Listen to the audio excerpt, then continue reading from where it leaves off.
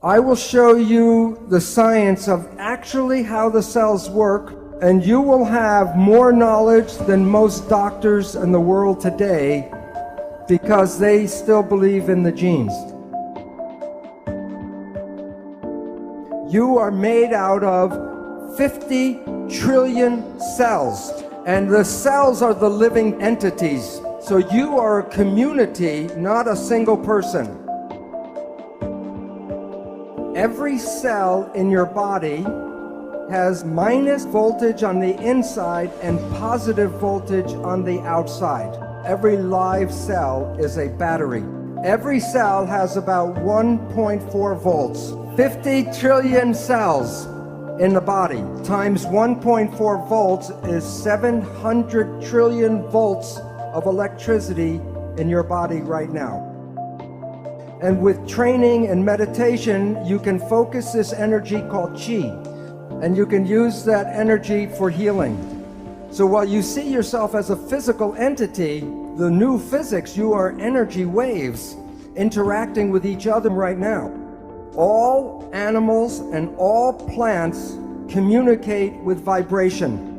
When we see people, like if I look at the audience or you see us, we see people as physical particles and machines. But that's an illusion, because what we are interacting waves.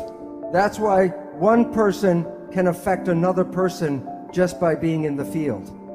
And today, physics studies the vibration, not the physical. In quantum physics, we don't study the particles, we study the waves. And we study how the waves interference.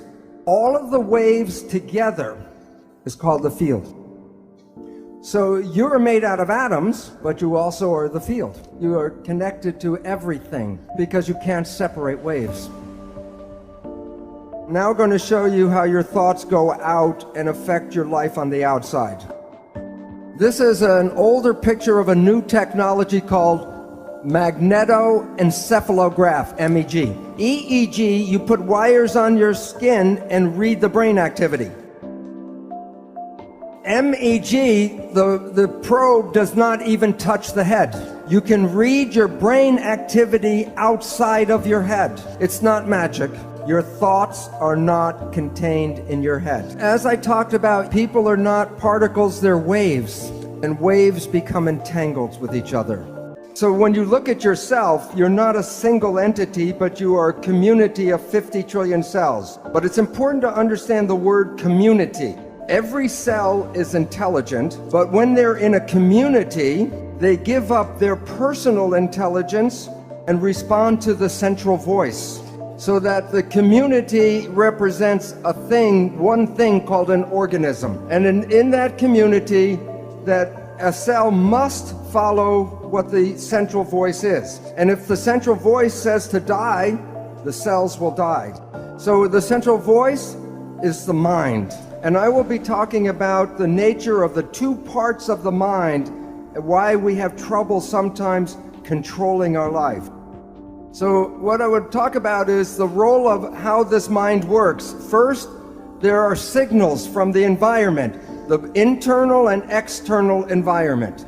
The brain, the function of the brain is to perceive the signals and then interpret those signals and then send the information to the cells to control the behavior and the genetics. So the function of the brain is perception, and from that creates the mind. And in the same power that positive thinking can heal you, negative thinking can kill you.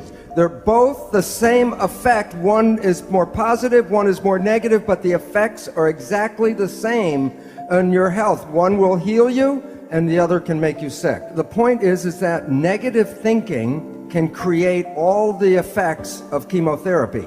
Now think about this. If a doctor tells you you have a disease, or the doctor tells you you're going to die, and you believe the doctor because he's the professional, the belief will give you a disease and can cause you to die. So if we were growing up and programmed with stronger beliefs, we would be more powerful than